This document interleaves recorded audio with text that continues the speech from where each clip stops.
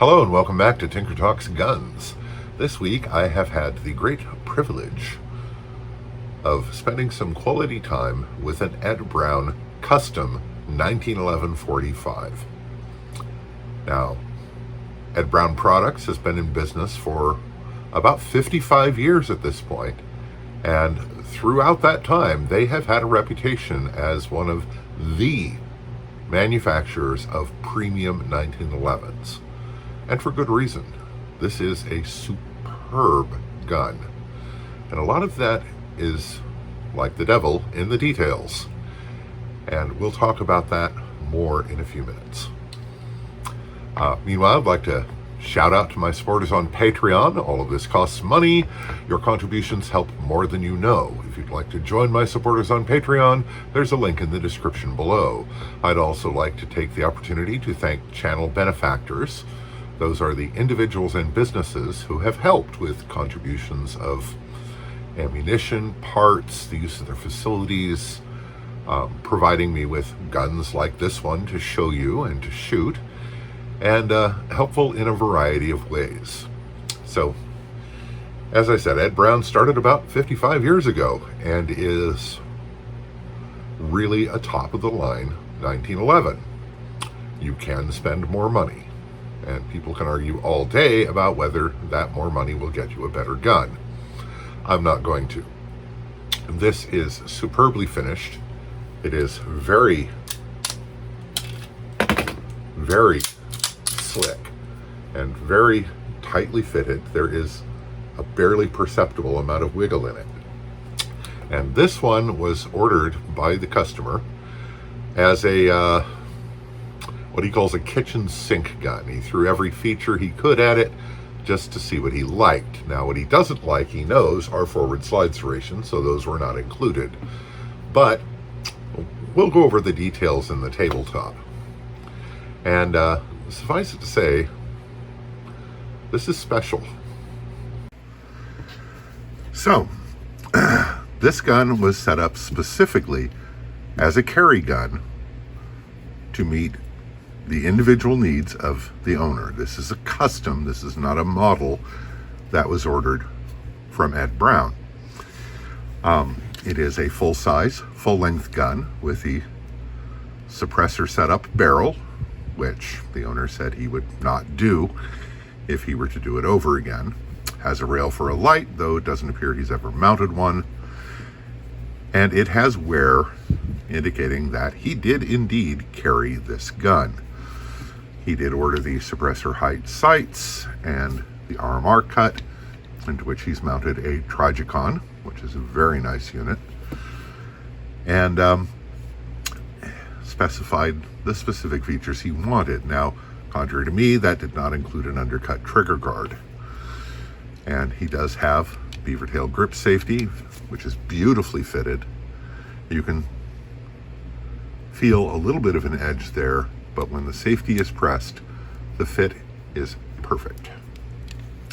He also specified the fish scale texturing, which is very attractive and very functional. It gives a very good, solid grip.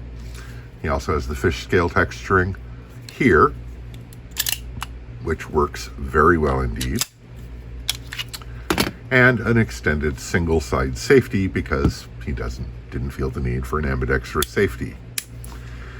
It has the slim G10 grips, which are relieved to allow access to the mag release, which they do very nicely, and the full bobtail. Just a really nicely set up carry gun. Now, Ed Brown's website specifies a 3.5 to 4 pound trigger pull. This gun does not have that. This trigger, and I don't know if he had worked on it afterwards or if it just wore into this, this is about 2 pounds.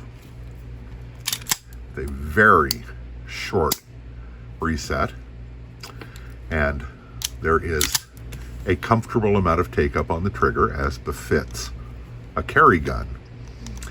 And then the brake is crisp and clean with no over travel. And it is very nicely fitted. There is a barely perceptible amount of wiggle in this, which the slightly looser tolerance really does not hurt practical accuracy in any way. There's a fashion to have the gun super tight, but that means super high maintenance requirements as well. So this is a thoughtfully set up gun tailored to a specific individual. And it is just, the fit and finish is gorgeous. The non-reflective melanite surface over the stainless steel looks fantastic. There is holster wear, which doesn't matter because it's stainless underneath, so there's not going to be any issues with rust. It has the full-length 2-piece guide rod, which is, just beautifully fitted. Really, really a nice gun, as you would expect at this price point, which is between $3,500 and $4,000, according to Ed Brown's website as of this morning. And 6-month delivery time is not at all bad for an individually tailored gun of this type. And it is just really oozes quality and is an absolute delight to hold. And it's very nice to shoot, as you would expect. A good 1911 is always going to be pleasant to shoot. And this is a very good 1911. Now, let's talk about value for money. $3,500 to $4,000, and in the modern world of 2011s and even higher end 1911s, that's not excessive. That's more than I can afford, but it's not excessive.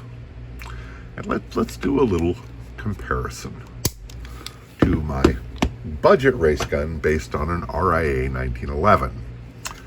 The slide is comparably tight, comparably smooth. The trigger pull is, there's really nothing to choose between them. Again, the comfortable amount of take-up, hard wall, 2-pound 1-ounce brake, and extremely short reset. And, of course, there are other differences, like I made grips for it. I did hand-cut checkering on the flat mainspring housing. The fit here is comparable. This gun has not been finished, by the way. So, it's a work in progress, so I have not refinished it. But frankly, the gun coat I will put on it will not be as nice or as durable as the melanite finish on this gun. This is also a 9mm, tri-topped, ported, adjustable sights. This is set up as a competition gun, so it's not a direct comparison. But the fit and finish, well, the fit anyway, and trigger is comparable. I've also opted for an undercut trigger guard because I like that. Again, this gun is tailor-made to me. And I have under $1,000 into this gun. But that doesn't tell the story. And we're going to leave these two on the tabletop and tell the whole story. At a glance, in terms of function and shootability, you might be inclined to say there's not much to choose between these two guns. This is a better race gun, but this is sent as a carry gun, so it's a better carry gun. This is not apples and oranges. This is based on an RIA government model. It's reasonable to expect a 5,000 to 10,000 round lifespan for the major components. My friend Tim Backus, who is a superb gunsmith, competition shooter for many decades, and actually worked as a gunsmith and works at ranges, gives us an inkling as to the full story. Again, this gun, it would be reasonable to expect to wear out in 5,000 to 10,000 rounds. The Ed Brown that they had as a rental gun on their range, Tim tells me, went 60,000 rounds without any noticeable loosening up, functional problems, or anything. Just standard maintenance, 60,000 rounds. That's worth something. If you're a high-end competition shooter, you could put 60,000 rounds through this in practice. Tim used to shoot 1,000 rounds a week through his competition 1911. And that adds up pretty quick. And Yeah, that kind of durability is worth something. It's also worth something to know there is a 50-year plus reputation behind these, a reputation earned in competition and use in law enforcement and even some use in special forces by individuals. I can't make that in my garage. There's a reason this costs more. And it's a fabulous gun and worth every penny.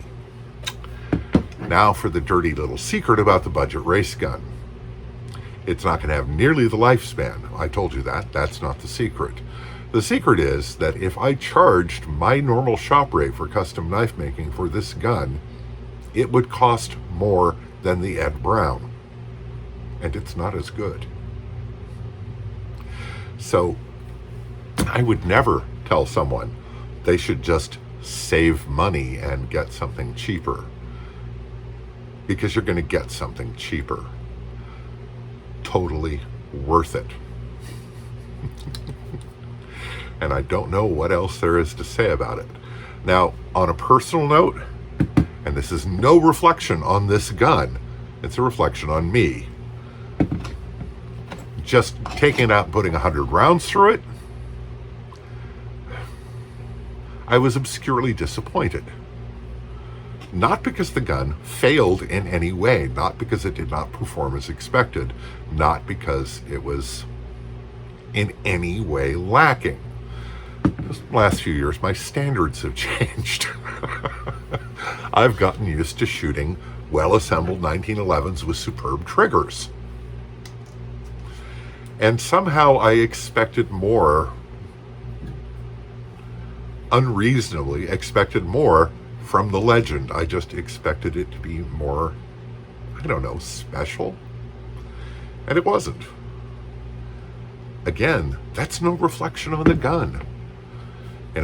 The durability, the longevity, the sheer quality of the fit and finish. There's nothing lacking here. And it's a fabulous gun, and I feel very privileged to have had the opportunity to spend some time with it. And thanks very much to the owner. It's been great. Now, originally, I intended to, and this was, we were going to put the Siley Bear optic on it to test the optic. I had trouble getting the Trijicon off, and I'm curiously reluctant to mess with a handgun in any significant way when it costs more than my combined monthly household gross income. But I still got to handle it and shoot it and experience it, for which I am very, very grateful. Thank you very much to the owner of this pistol for allowing that. So, in summary, totally worth it. Great gun, and you can order pretty much any features you want on your Ed Brown. And I cannot imagine that you will be unhappy with the result. So, that's it for this time. I hope this finds you well. Stay safe, take care, and we'll talk to you again real soon.